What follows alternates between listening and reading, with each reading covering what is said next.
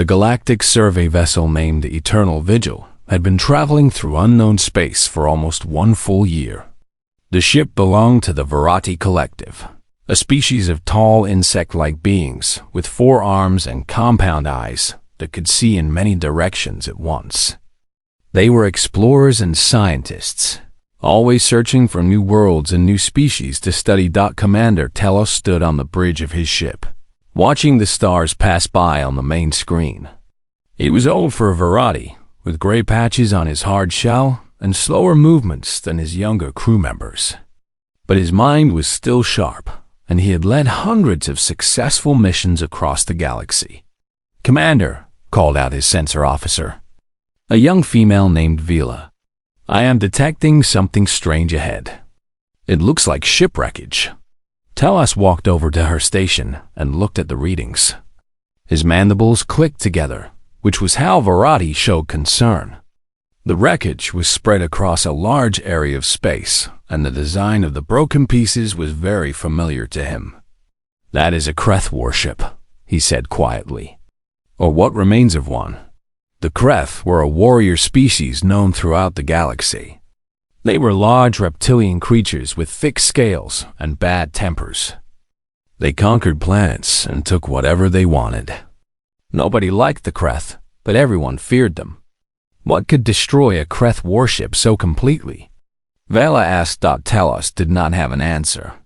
The Kreth had powerful weapons and strong ships.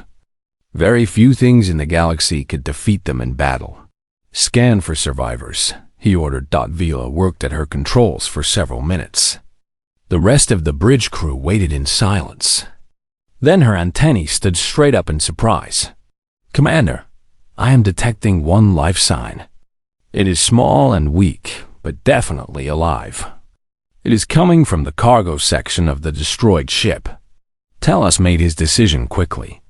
"Prepare an away team. We will investigate and rescue any survivors."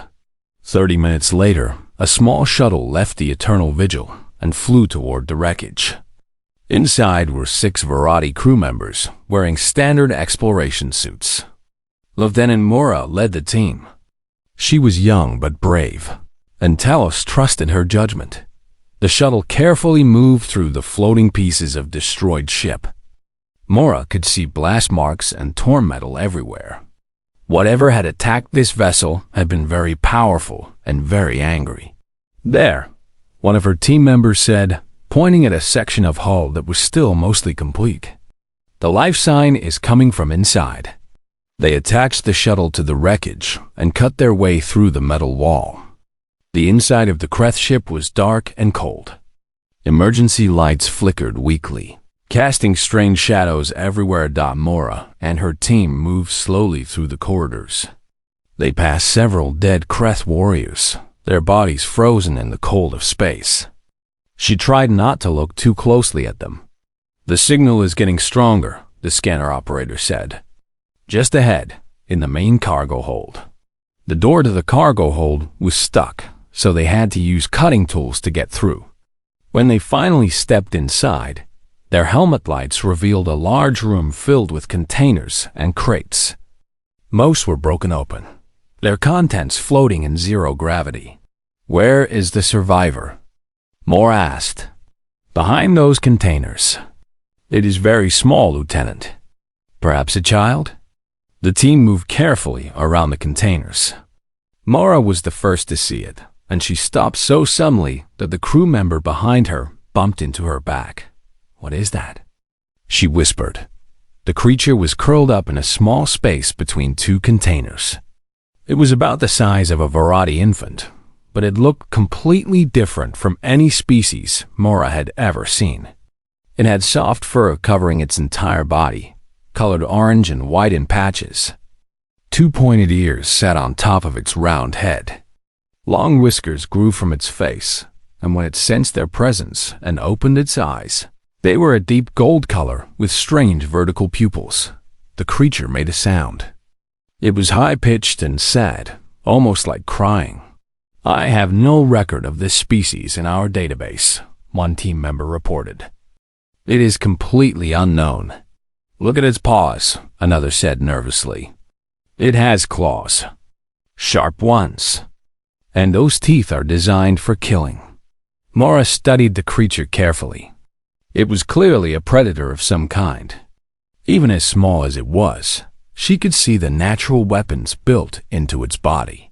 Those claws could easily cut through skin. Those small fangs could bite deep. It is an infant predator, she said into her communicator, reporting back to Commander Telos. Unknown species. Possibly very dangerous even at this young age. Can you capture it safely? The commander's voice came back. The creature mewed again. That sad little sound that seemed so helpless. But Mara had learned long ago that appearances could be deceiving. The most dangerous creatures in the galaxy were often the ones that looked innocent. We will need containment equipment, she replied, and protective gear. I do not want anyone getting too close to those claws. It took another hour to prepare everything. The team set up a containment field around the area where the creature was hiding. They used long poles with nets on the end to try to catch it, staying as far away as possible. The creature did not want to be caught. It hissed and spat at them, slashing at the nets with its claws. Despite being so small and obviously weak from hunger, it fought with a ferocity that surprised everyone. One crew member got too close and received a deep scratch on his arm, right through his suit. Finally, they managed to trap the creature in a special containment box. It continued to make angry sounds, throwing its small body against the walls of the box again and again. Got it, Mora reported, breathing heavily. We are returning to the ship now. Back on the Eternal Vigil, the creature was placed in the most secure holding cell they had. Commander Telos watched it through the reinforced glass, his compound eyes studying every movement it made. What should we do with it? Vila asked. We cannot leave it to die, Telos said slowly. We will keep it contained and study it. Perhaps we can find its homeworld and return it. And if it is dangerous? Telos watched the small creature pace back and forth in its cell. Golden eyes watching them right back with an intelligence that made him uncomfortable. Then we will deal with that problem when it comes. He had no idea just how big that problem would become. 3 days passed since the creature came aboard the Eternal Vigil. In that time, everything on the ship had changed completely. What had started as a simple rescue mission had become a nightmare that none of them could have imagined. The creature had escaped. Commander Telos stood in the security control room, watching footage from cameras all over the ship. His mandibles clicked together rapidly, showing just how stressed he was. Explain to me again how this happened, he said to the security chief. A large Vorati named Bren. Bren's antennae drooped with shame. We are not sure, Commander. The containment cell was completely sealed. The creature should not have been able to get out. But somehow it squeezed through a ventilation grate that was much too small for its body. That is impossible. The grate opening was only 5 centimeters wide. Yes, Commander. But the creature seems able to compress its body in ways we did not expect. If its head can fit through an opening, apparently the rest of its body can follow. Telos could not believe what he was hearing. The creature was small, yes, but it was not that small. How could any living thing squeeze through such a tiny space? Where is it now? He asked. We do not know. It has been moving through the ventilation system and maintenance tunnels. Every time we think we have found it, it disappears again. As if to prove his point, an alarm suddenly blared throughout the ship. A panicked voice came through the communication system. Medical emergency in Corridor 7. Crew member down. Telos and Bren rushed to the location. They found a young engineer named Cole sitting against the wall, holding his arm. Blood seeped through his fingers, and his face was twisted in pain. It attacked me, Cole gasped. I was just walking to my station, and it dropped from above. I did not even see it coming until it was already on me. The doctor arrived, and examined the wounds. There were 4 deep scratches running down Cole's arm and a bite mark on his hand. "The scratches are clean but deep," the doctor reported. "I can treat them, but he will have scars." This was the 4th attack in 2 days. The creature had developed a pattern of behavior that was terrifyingly effective. It would hide in the shadows, in the ceiling, in any small space it could find. It would wait with perfect patience until a crew member walked by alone. Then it would strike fast and hard before disappearing again. Nobody felt safe anymore. "I want armed patrols in every corridor," Tellus ordered. "Nobody walks alone. Everyone travels in groups of at least 3. "Yes, Commander. But our weapons are not very effective. The creature is too fast. By the time anyone can aim, it is already gone." That evening, Tellus called a meeting of all senior officers. They sat around a table in the conference room, all of them looking tired and worried. "We've tried traps," Lieutenant Morris said. "We have tried food bait. We have tried sedation gas in the ventilation system. Nothing works. The creature is too smart. It avoids every trap we set. It is hunting us," Brent added quietly. "Like we are prey." The words hung in the air. It was a disturbing thought. The Verati were a proud species with advanced technology. They had traveled across the galaxy and faced many dangers. But now they were being terrorized by a creature that weighed less than 5 kilograms. "I have been researching predator behavior from other worlds," said the science officer. A thin Verati named Pello. "This creature shows all the signs of an apex predator. It has no fear of larger creatures. It attacks without hesitation. It is patient and strategic. Even as an infant, its hunting instincts are fully developed." "What do you recommend?" Tellus asked. "We need better equipment. Military-grade armor that can resist its claws. Faster sedation systems. And we need to treat this like a real combat situation, not a simple capture mission." Tellus nodded slowly. "Make it happen. I want this creature caught before anyone else gets hurt." Over the next week, the Eternal Vigil transformed from a science vessel into something like a warship. Crew members wore heavy armor whenever they left their quarters. Teams of 4 or 5 moved through the corridors in tactical formations, carrying sedation weapons and nets. But the creature seemed to understand what was happening. It became even more careful, even more patient. It would wait for days without attacking, making everyone think maybe it had died somewhere hidden. Then it would strike again when guards were relaxed. Lieutenant Mora led most of the hunting teams. She had studied the creature's movement patterns and tried to predict where it would appear next. But every time she thought she understood it, the creature did something unexpected. One night, she almost caught it. Her team had cornered it in a storage room, blocking all the exits they knew about. They moved in slowly, weapons ready. The creature sat in the middle of the room, watching them with those golden eyes. It did not look scared. It looked almost curious, like it was studying them the same way they were studying it. "Steady," Mora whispered. "Move slowly. Do not make any sudden movements." They got within 3 meters of the creature. Then 2 meters. Mora could see its muscles tensing, getting ready to move. "Now!" She shouted. 5 sedation darts flew through the air. But the creature was already moving, faster than anything Mora had ever seen. It jumped straight up, bounced off one crew member's helmet, ran across another's shoulders, and disappeared into a tiny gap in the ceiling that nobody had noticed.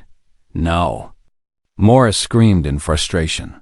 They searched for hours but found nothing. The creature had escaped again, back in her quarters that night. Mora sat on her bed and thought about everything that had happened. She had faced many dangerous situations in her career. She had explored hostile planets and encountered aggressive species. But nothing had ever made her feel like this. It was not just fear. It was something else. A strange feeling of being watched, always watched. Every shadow might hide golden eyes. Every small sound might be the creature preparing to strike. The next morning, she went to Commander Tellus with a request. "We need help," she said. "This creature is beyond our ability to handle. When we reach Nexus Station, we should ask for experts who know how to deal with predator species." Tellus agreed. They changed course for the nearest space station, hoping that someone there would know what to do. They had no way of knowing that the answer to their problem would be simpler and stranger than anything they could imagine. Nexus Station 7 was one of the largest space stations in this part of the galaxy. It floated in orbit around a gas giant, serving as a meeting place for dozens of different species. Ships came and went constantly, bringing traders, travelers, diplomats, and scientists from across known space. The Eternal Vigil docked at the station after 3 more weeks of terror. During that time, the creature had attacked 12 more crew members. Some had minor scratches. Others had wounds that would take months to fully heal. Everyone on the ship was exhausted, stressed, and afraid. Commander Tellus personally went to meet with the station administrator, a tall being called a Philian. Philians had translucent skin that showed their internal organs, and they were known for being very organized and efficient. "Thank you for seeing me on such short notice," Tellus said, sitting down in the administrator's office. "Your message said it was urgent. Something about a dangerous creature on your ship?" Tellus placed a datapad on the desk. It showed images and video recordings of the creature they had rescued. The administrator watched with growing concern as footage played of attacks, failed capture attempts, and the creature escaping through impossibly small spaces. "We have tried everything," Tellus explained. "Traps, sedation, armored teams. Nothing works. We need expert help before this creature kills someone." The administrator was quiet for a long moment, studying the images. Then, slowly, a strange expression appeared on their translucent face. It took Tellus a moment to recognize it as amusement. "Commander Tellus," the administrator said, "that creature is called a cat." Tellus blinked all 4 of his eyes. "A what?" "A cat. It is from a planet called Earth. It is a domesticated animal. A pet." The words did not make sense to Tellus. He had seen what this creature could do. He had watched it terrorize his entire crew. How could something so dangerous be a pet? "That is not possible," he said. "This creature has injured over 20 of my crew members. It shows no fear of any of us. It is clearly a deadly predator." The administrator nodded, still looking amused. "Yes, cats are predators. Very effective ones for their size. But on Earth, they live in homes with humans.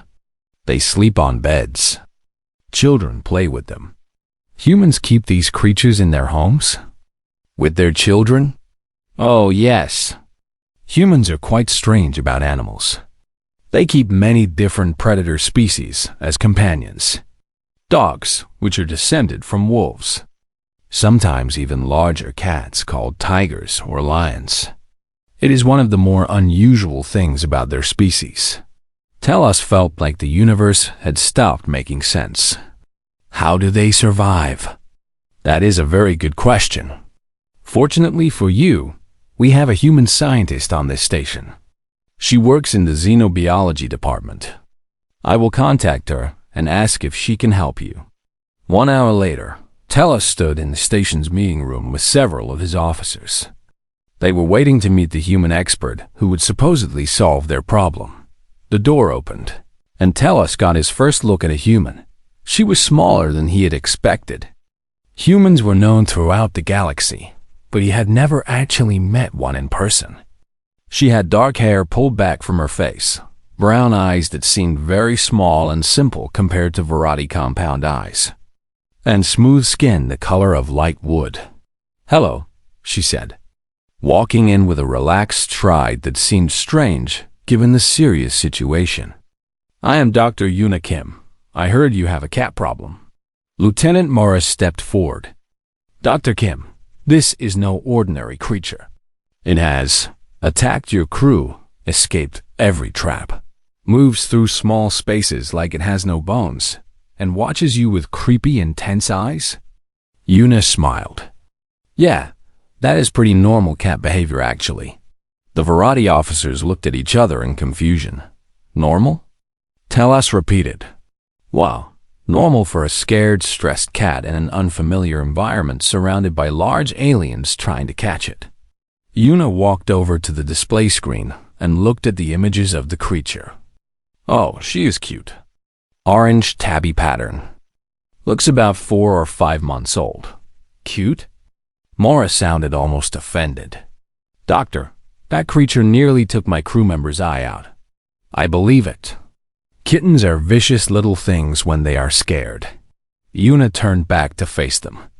Let me explain something about cats. They are predators, yes, but they are also small. On Earth, they are hunted by larger animals like coyotes and eagles. So cats have 2 responses to threat: fight or hide. When neither works, they fight harder. We were not threatening it, Mora protested. We were trying to help it. From the cat's perspective, a bunch of giant aliens in scary armor trying to grab it with poles and nets is very threatening. Every time you tried to catch it, you made it more scared. Every time it escaped, it learned that fighting back works. You have basically been training it to be aggressive. Telos processed this information slowly. So what do you suggest?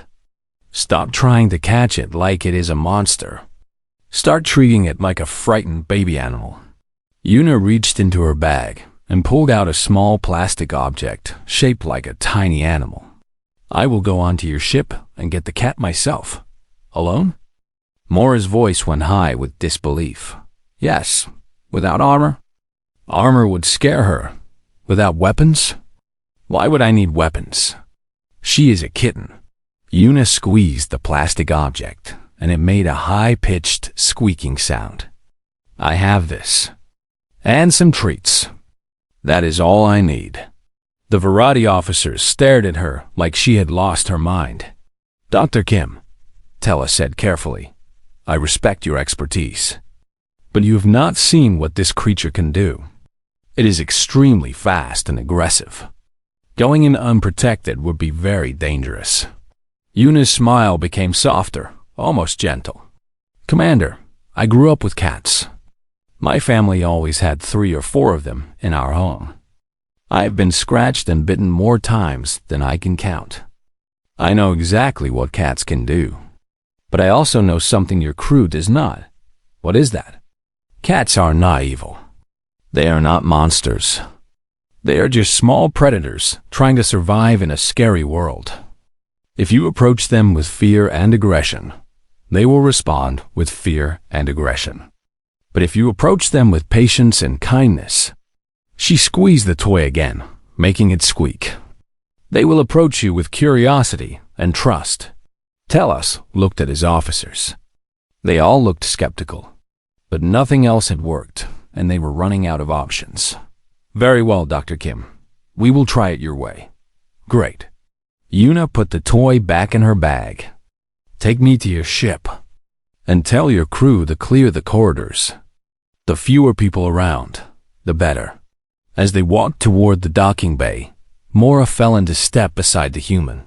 You really are not afraid? She asked why Yuna thought about it. Not of the cat, no. I am a little worried I might sneeze, though.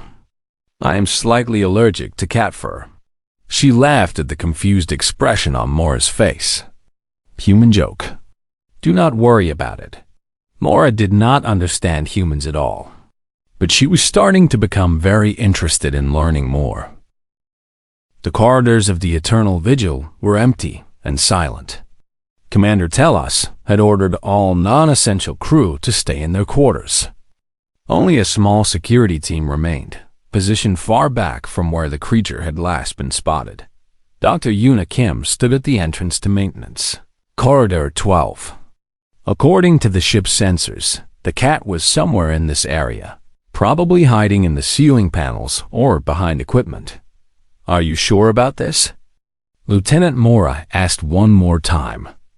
She was wearing full combat armor and carrying a sedation rifle. The rest of her team stood behind her, equally prepared for battle.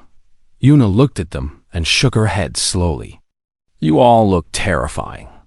No wonder the poor thing has been fighting so hard. Please, stay back.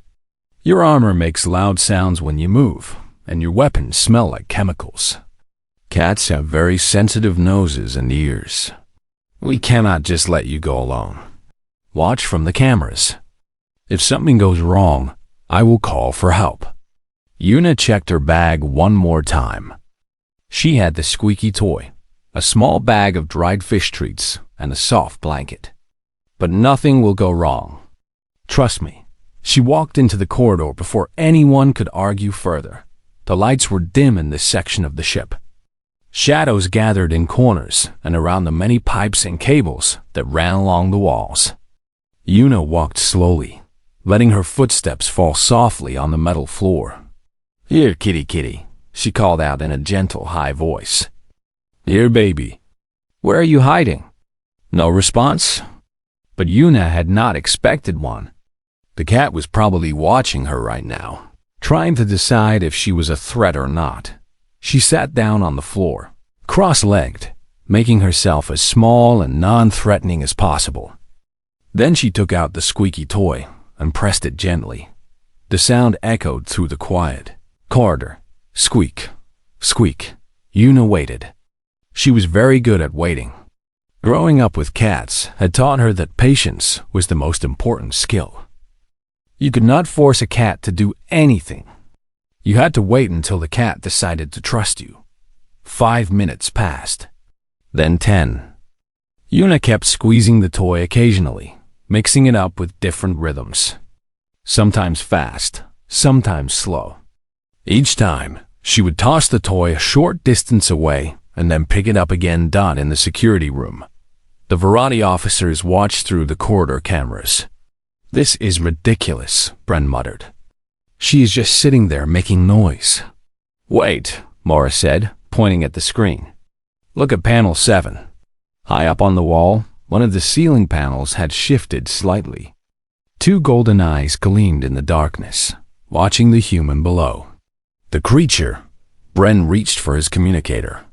We should warn her. No. Commander Tella stopped him. Let us see what happens. Yuna had noticed the eyes too, but she did not look directly at them.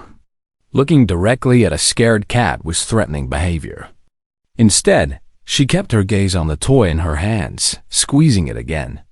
There you are, she said softly, still not looking up. Hello, little one. I am not going to hurt you. I know you have been scared. All these big aliens stomping around must have been so frightening. The eyes blinked. The panel shifted a little more. You, poor thing. Stuck on a strange ship with no one who understands you. Yuna's voice was warm and sad. You must be so hungry and lonely. I have some treats for you. Do you want to try them? She opened the bag of dried fish and placed a few pieces on the floor between herself and the wall. The smell spread through the corridor. On the cameras, the variety could see the cat's nose twitching. Take your time, Yuna said. I will just sit here. No rush, more minutes passed. Then, slowly, the ceiling panel opened wider. A small furry body squeezed through the gap and dropped silently to the floor.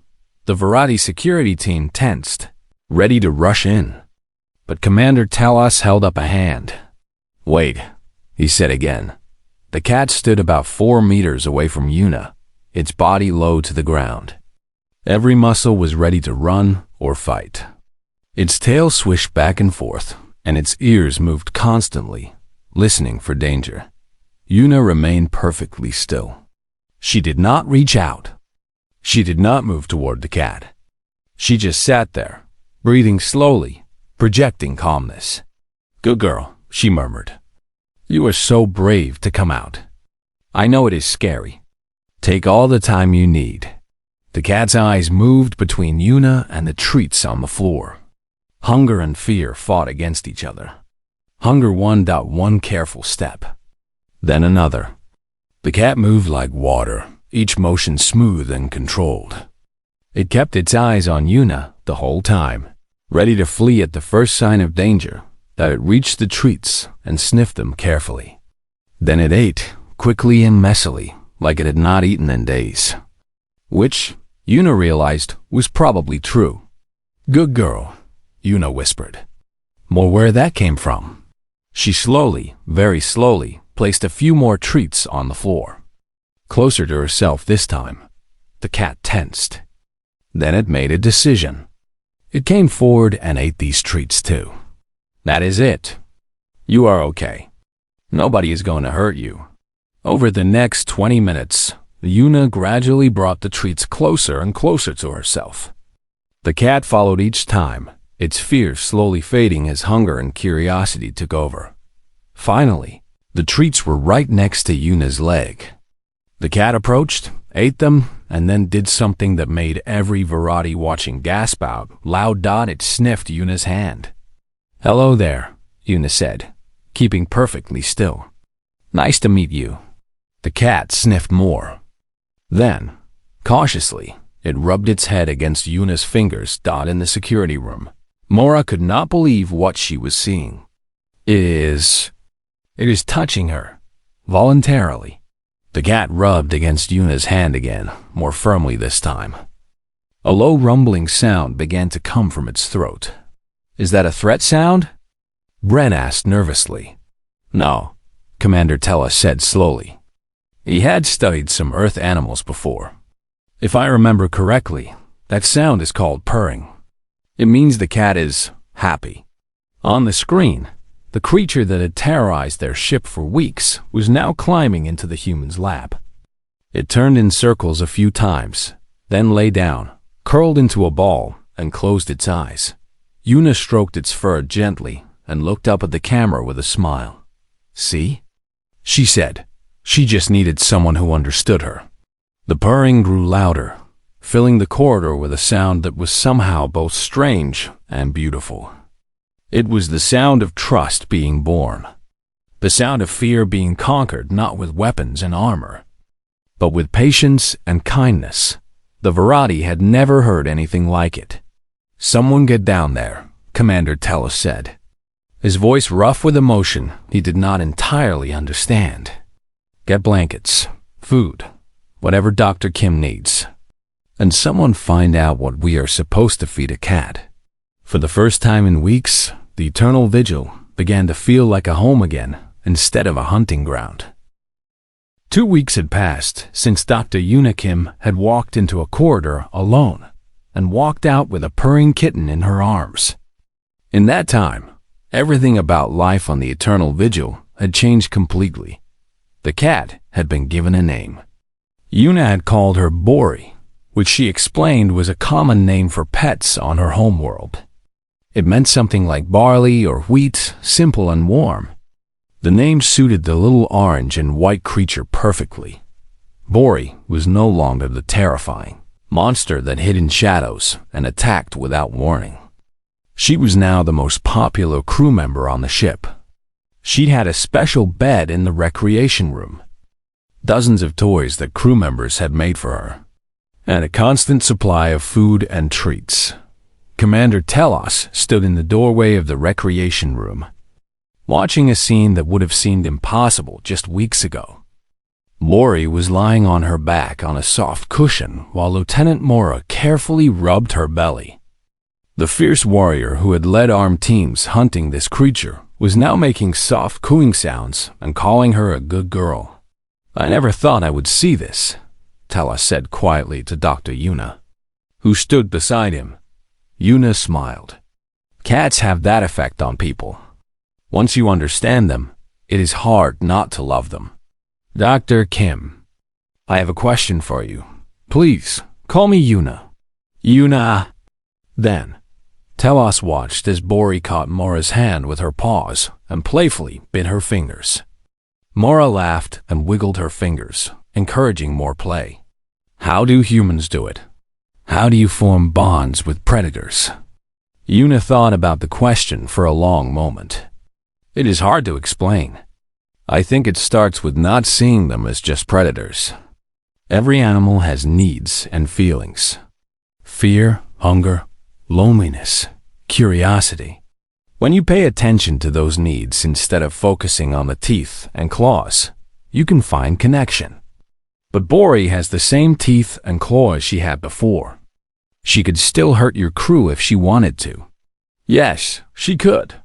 But she does not want to. Because we have shown her that we are not threats. We are friends. Yuna paused. Trust is strange that way. It makes both sides safer, even when the danger is still there. Tellus thought about this.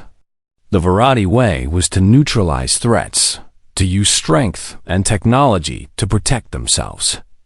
The idea of making yourself vulnerable as a way to become safer seemed backwards. On Earth, Yuna continued, we have formed bonds with many predator species. Dogs are the most common. They descended from wolves, which are pack hunters. Thousands of years ago, early humans and early wolves realized they could help each other. Humans gave wolves food and warmth. Wolves helped humans hunt and protected them from danger. Over generations, that partnership became something deeper. You changed each other. Yes, dogs are not wolves anymore, and humans are not quite who we would have been without them. We evolved together. Yuna watched as Bori pounced on a ball that one crew member rolled across the floor. We have done the same with cats, horses, birds, and many other animals. It is one of the things that makes us human. A young Virati crew member approached them nervously. His name was Cole, and he had been one of the first people Bori had scratched weeks ago. Now he was carrying a small fish that the kitchen had prepared. Dr. Yuna, he said, may I give this to Bori? Of course. Just move slowly and let her come to you. Cole walked into the recreation room with careful steps. Bori's ears perked up immediately. She smelled the fish, and her golden eyes focused on Cole with intense interest. Here, Bori, Cole said softly. I brought you something nice. He placed the fish on the floor and stepped back. Bori approached, sniffed the offering, and began to eat happily. When she finished, she looked up at Cole and made a small chirping sound. What does that mean? Cole asked, delighted. It means she likes you, Yuna said. Or at least she likes your fish. But with cats, that is usually the beginning of love. Cole's antennae stood straight up with joy. Did you hear that? She likes me. The other crew members in the room laughed gently. Even Commander Tellus found himself amused by the young officer's excitement. That evening, Yuna was officially invited to dinner with the senior officers. It was the Virati way of showing respect and gratitude.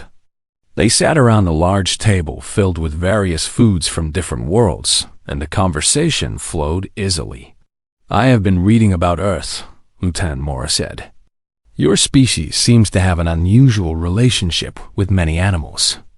Not just pets, but also wild creatures. Is it true that some humans swim with sharks? Yes, some do. Sharks are not as dangerous as most people think. They are curious animals, and if you stay calm around them, they usually leave you alone. But they could kill you. Many things could kill us. We try not to let fear control our lives. Yuna took a sip of her drink. My grandmother used to say that courage is not the absence of fear. It is the decision that something else is more important than fear. What could be more important than survival? Bren asked why Yuna thought about it. Connection, understanding, the chance to touch something wild and beautiful and know that it trusts you. She smiled. When I was a child, a stray cat came to our house. She was skinny and scared and would not let anyone near her. It took months of patience, but eventually she learned to trust us. When she finally fell asleep in my lap for the first time, I felt something I cannot fully describe. Like I had earned something precious. That is how I felt today, Mora admitted quietly. When Bori let me rub her belly. I know it sounds silly, She is just a small animal. But it felt important. Yuna finished. It felt important. Yes.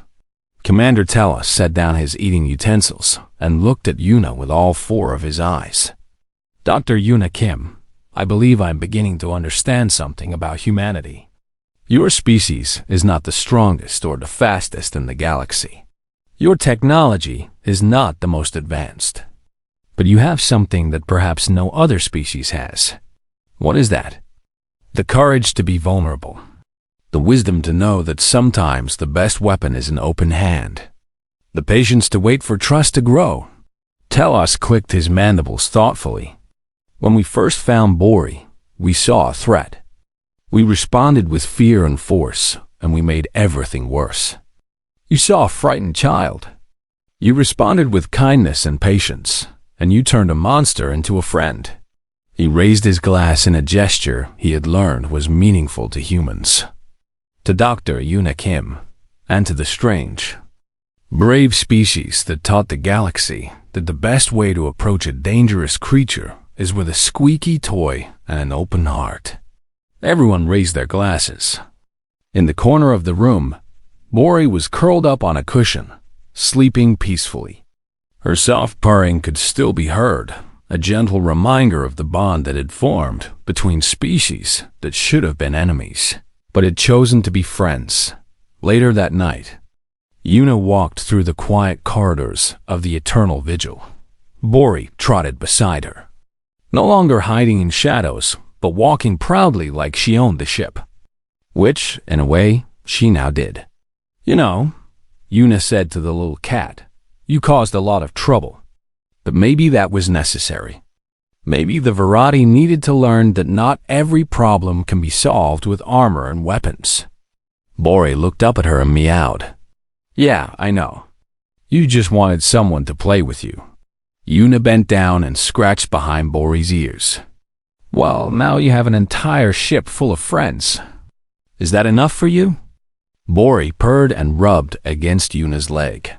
I will take that as a yes. They continued walking together through the ship.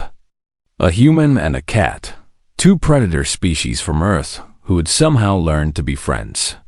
Behind them, in recreation rooms and quarters throughout the vessel, Virati crew members were probably dreaming about soft fur and golden eyes and the strange, wonderful feeling of being trusted by a wild thing. That was humanity's real gift to the galaxy, Yuna thought. Not technology or strength, but the simple, revolutionary idea that the best way to face the unknown was not with weapons raised, but with hands extended.